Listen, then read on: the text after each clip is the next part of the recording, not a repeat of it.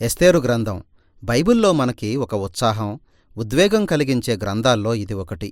ఇశ్రాయేలీయుల బబులోను చెర అయిపోయిన తరువాత 100 సంవత్సరాలకు జరిగిన గాథ ఇది.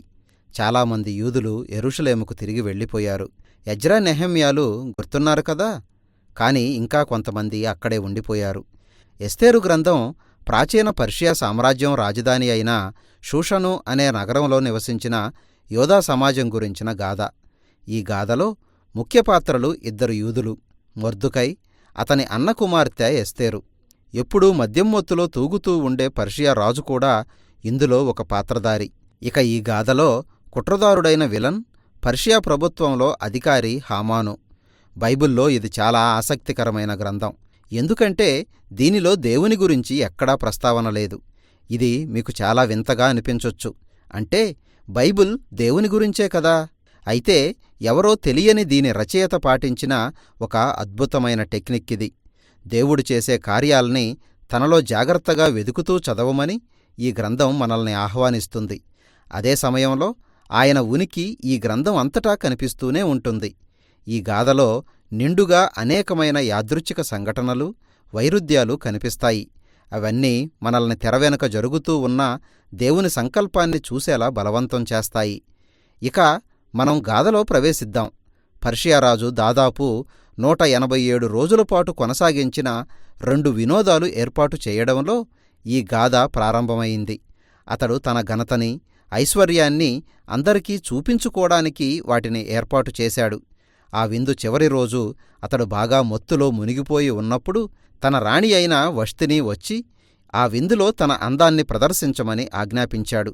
దానికి ఆమె తిరస్కరించడంతో మద్యం ప్రభావంలో ఉన్న రాజు వష్తిని రాణి పదవి నుంచి తొలగించాడు.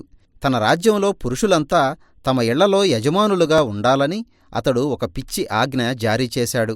ఆ తరువాత ఒక కొత్త రాణిని ఎన్నుకోడానికి యువతులకు ఒక అందప్రదర్శన ఏర్పాటు చేశాడు.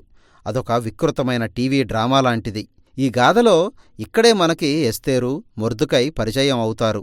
ఎస్తేరు తన యూదు వంశానికి చెందిన సంగతి దాచిపెట్టి ఆ అందాల పోటీలో పాల్గొంది, గెలిచింది కూడా. రాజు ఎస్తేరు విషయంలో ఎంతో వ్యామోహం చెందాడు. ఆమెని పర్షియా దేశానికి కొత్త రాణిగా నియమించాడు. దీని తరువాత అనుకోని విధంగా రాజును చంపాలని కుట్ర చేస్తున్న 2 రాజభటులు మాట్లాడుకుంటుండగా మొర్దుకై వినడం జరిగింది. అతడు దానిని ఎస్తేరుకు తెలిపాడు. ఆమె వెళ్లి రాజుకు చెప్పింది. రాజు ప్రాణాలు కాపాడినందుకు మొర్దుకైకి ప్రశంసలు లభించాయి.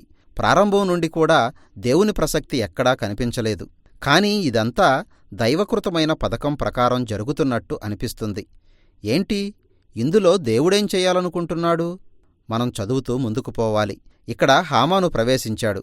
అతడు నిజానికి పారసీకుడు కాదు, ఒక అగాగీయుడు. ప్రాచీన కానాను తెగలకు చెందిన వ్యక్తి. 1 సమూయేలు 15వ అధ్యాయం చూడండి.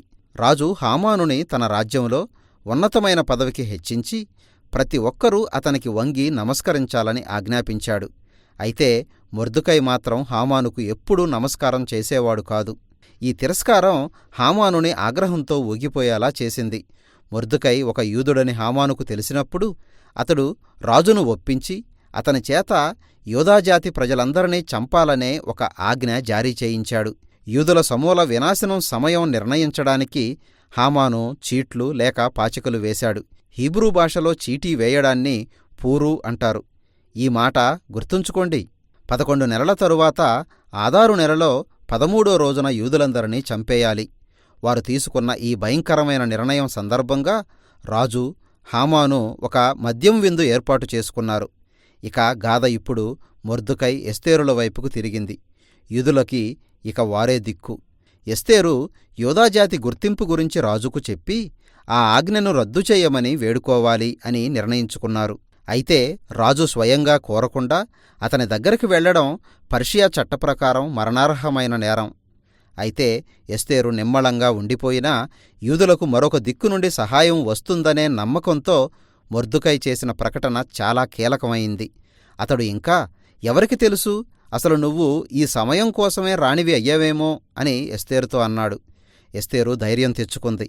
ఈ సందర్భంలో ఆమె పలికిన మాటలు అద్భుతమైనవి. నేను నశిస్తే నశిస్తాను.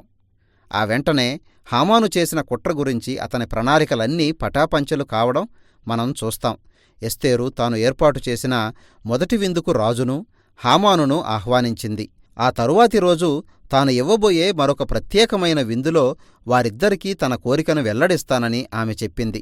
హామాను బాగా మద్యం మత్తులో తూగుతూ ఆ విందు నుండి వెళ్తూ దారిలో మొర్దుకైని చూశాడు. ఆగ్రహంతో ఊగిపోయాడు. వెంటనే అతడు ఆ ఉదయాన్నే మొర్దుకైని వేలాడదీసి చంపడానికి ఒక పెద్ద ఉరికొయ్యని తయారు చెయ్యమని పురమాయించాడు. ఇక మొర్దుకై యూదులకు పరిస్థితులు మరింత క్షీణించాయి అనిపించింది. అయితే ఒక్కసారిగా గాథ తిరగబడింది. ఆ రాత్రి రాజుకు నిద్రపట్టలేదు. రాజుల వృత్తాంతాల దస్తావేజులు తెప్పించుకుని చదివించుకున్నాడు. ఒకసారి మొర్దుకై రాజు ప్రాణాన్ని కాపాడిన సంగతి విన్నాడు. దాని విషయం అతడు పూర్తిగా మర్చిపోయాడు. ఆ ఉదయం హామాను మొర్దుకైని చంపే విషయం మాట్లాడడానికి రాజు దగ్గరకొచ్చాడు. అదే సమయంలో మొర్దుకై తన ప్రాణాన్ని కాపాడినందుకు అతనిని బహిరంగంగా గనపరిచి సన్మానించమని రాజు హామానుకు ఆజ్ఞాపించాడు. ఇప్పుడు హామాను స్వయంగా రాజుగారి గుర్రం మీద మొర్దుకైని ఎక్కించి ఆ నగరంలోని వీధుల్లో ఊరేగిస్తూ అందరూ అతన్ని గనపరచాలని ప్రకటించాల్సి వచ్చింది. ఈ గ్రంథం అంతటికీ ఈ సంఘటన అత్యంత కీలకం. అది హామాను పతనానికి, మొర్దుకై ఔన్నత్యానికి నాంది. అది ఎలా జరిగిందో చూడండి. ఆ తరువాతి రోజే ఎస్తేరు రెండో విందు. రాజు, హామాను వచ్చారు. మొదటగా ఎస్తేరు తాను యూదురాలనని రాజుకు తెలియచేసింది. రెండోదిగా తనని, రాజు ప్రాణాలు కాపాడిన మొర్దుకైని, యూదులందరినీ చంపడానికి హామాను ఒక ఆజ్ఞ జారీ చేయించాడని రాజుకు చెప్పింది. అప్పటికే రాజు బాగా మద్యం సేవించి ఉన్నాడు. ఈ మాటలు వినగానే అతడు మరొకసారి ఆ మత్తులో రెచ్చిపోయాడు. హామాను ఏ ఉరికొయ్య మీద మొర్దుకైని వేలాడతీయాలని చూశాడో దానిమీదే అతణ్ణి ఉరితీయమని రాజు ఆజ్ఞాపించాడు. హామాను జీవితం ఆ విధంగా అతి దారుణంగా ముగిసిపోవడం విపరీతంగా ఉంది. అయితే హామాను మరణం యూదులందరినీ చంపాలని రాజు జారీ చేసిన ఆజ్ఞ గురించిన సమస్యను తీర్చదు. కాబట్టి ఆ ఆజ్ఞని తిప్పికొట్టడానికి ఎస్తేరు, మొర్దుకైలు ప్రణాళిక వేశారు. అప్పటికే జారీ అయిన రాజు ఆజ్ఞని రాజు సహితం రద్దు చేయలేడని వారికి తెలిసింది. దానికి బదులుగా దానికి విరుద్ధమైన మరొక ఆజ్ఞ జారీ చేయమని రాజు మొర్దుకైకి ఆజ్ఞాపించాడు. యూదులందరినీ చంపాలని నియమించిన ఆదారు నెల 13వ రోజున యూదులంతా ఎవరైతే తమను చంపాలని ప్రయత్నిస్తారో వారిని ఎదిరించి తమని తాము కాపాడుకోవాలని ఆజ్ఞ జారీ అయింది. మొర్దుకై, ఎస్తేరు, ప్రతిచోటా ఉన్న యూదులంతా ఈ కొత్త ఆజ్ఞ గురించి విని ఎంతో సంతోషించారు. రాజు తన పక్కన సింహాసనం మీద మొర్దుకైని కూర్చోబెట్టి అతనిని హెచ్చించాడు. ఆ రోజు రానే వచ్చింది. యూదులు తమ శత్రువుల్ని ఎదిరించి వారిపై విజయం సాధించారు. మొదట వారు హామాను కుటుంబాన్ని, హామాను కుట్రలో భాగమైన ఇతర పర్షియా అధికారులందరినీ చంపేశారు. ఆ తరువాతి రోజు కూడా ఆ రాజ్యం అంతట్లో తమను చంపాలని కుట్ర చేస్తున్న వారందరినీ చంపడానికి వారు అనుమతి తీసుకున్నారు. యూదులు సంపూర్ణమైన వినాశనం నుండి తప్పించుకున్నందుకు గొప్ప సంతోషం, పండగ వాతావరణం ఏర్పడింది. యూదులు నాశనం కాకుండా తప్పించుకున్న ఆ సందర్భాన్ని వేడుకగా జరుపుకోవాలని 2 రోజుల పూరీము అనే పండగని ఏర్పాటు చేస్తూ ఎస్తేరు, మొర్దుకైలు ఒక తాకీదును జారీ చేశారు. ఈ పండుగ పేరు హామాను పాచికలు లేక చీటీలు వేసిన సందర్భాన్ని సూచిస్తూ అలా పిలిచారు. మొర్దుకై రాజ్యంలో రాజు తర్వాత 2వ స్థానానికి హెచ్చించబడడం గురించిన చిన్న వివరణతో ఈ గ్రంథం ముగుస్తుంది. ఈ విధంగా చెరలో ఉన్న యూదులు అంత గొప్ప స్థితికి రావడం, అభివృద్ధి చెందడం గురించి చదివాం. అయితే ఒక్క నిమిషం ఆగండి. ఈ గాథ నిర్మాణం ఎలా ఉందో ఒకసారి గమనించండి. ఈ గాథంతా రకరకాల ఘటనలు, తలకిందుల పరిస్థితులతో నిండి ఉంది. అయితే ప్రతి వృత్తాంతం కూడా వివిధ వైరుధ్యాలతో శ్రద్ధగా నిర్మాణం జరిగినట్టు మనం గ్రహించవచ్చు. రాజు మొదట్లో ఏర్పాటు చేసిన విందుల సంబరాలు, ఆజ్ఞలు, చివరిలో మొర్దుకై గొప్పతనం, అతను జారీ చేసిన ఆజ్ఞలకు ప్రతిబింబాలుగా ఉన్నాయి. ఎస్తేరు, మొర్దుకైలు మొదట రాజును కాపాడారు. ఆ తరువాత చివరిలో యూదులందరినీ కాపాడారు. ఇంకా చూస్తే హామాను ఔన్నత్యం, ఆజ్ఞలు, విందు, మొర్దుకై ఔన్నత్యం, ఆజ్ఞలు, విందులకు ప్రతీకగా ఉన్నాయి. గాథ మధ్యలో ఎస్తేరు, మొర్దుకైలు వేసిన ప్రణాళికల సందర్భాలు, ఆ తరువాత ఈ గాథంతా పూర్తిగా తిరగబడడానికి వేదికగా పనిచేసిన ఎస్తేరు 2 విందులు చూస్తే హామాను అవమానం, మొర్దుకై ఘనత చాలా అందంగా ఉంది.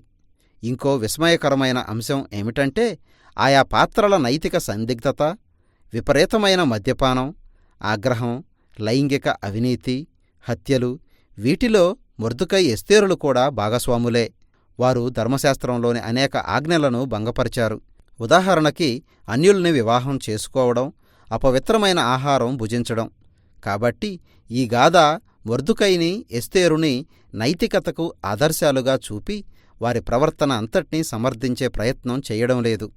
అది పరిస్థితులు చెడ్డగా ఉన్నప్పుడు నమ్మకం, నిరీక్షణలకు ప్రతీకలుగా వారిని చూపించే ఒక ప్రయత్నం. ఇప్పుడు మనం మొదట్లో వేసిన ప్రశ్నకి ఎస్తేరు గ్రంథం మనల్ని తీసుకొచ్చింది. ఎందుకు దీనిలో దేవుని ప్రసక్తి లేదు? ఈ గ్రంథం సందేశాన్ని ఈ విధంగా చెప్పుకోవచ్చు. దేవుడు చురుకుగా లేడు అనిపిస్తూ, ఆయన ప్రజలు చెరలో ఉన్నప్పుడు, ధర్మశాస్త్రం భంగం అవుతున్నప్పుడు దాని అర్థం దేవుడు ఇశ్రాయేలును విడిచిపెట్టాడు అని అర్థమా? దేవుడు తన వాగ్దానాలను మర్చిపోయాడా? దీనికి ఎస్తేరు గ్రంథం ఇచ్చే జవాబు లేదు. మానవ చరిత్ర విపత్కరమైన పరిస్థితులు, నైతిక సందిగ్ధతల్లో ఉన్నప్పుడు సహితం దేవుడు తన కార్యం చేయగలడు, చేస్తాడు కూడా అని మనం గ్రహించాలని హెచ్చరిస్తుంది. నైతికంగా రాజీపడిన వ్యక్తుల విశ్వాసాన్ని కూడా ఆయన తన సంకల్పాన్ని నెరవేర్చుకోవడానికి వాడుకుంటాడు. కాబట్టి మనకు ఏదీ సరిగా పనిచేయడం లేదు అని అనిపించినప్పుడు కూడా దేవుని ఏర్పాటును నమ్మాలని ఎస్తేరు గ్రంథం మనల్ని కోరుతుంది. పరిస్థితులు ఎంతగా దిగజారినప్పటికీ దేవుడు ఈ లోకాన్ని విమోచించడానికి కట్టుబడి ఉన్నాడు. ఎస్తేరు గ్రంథం మనకిస్తున్న సందేశం ఇదే.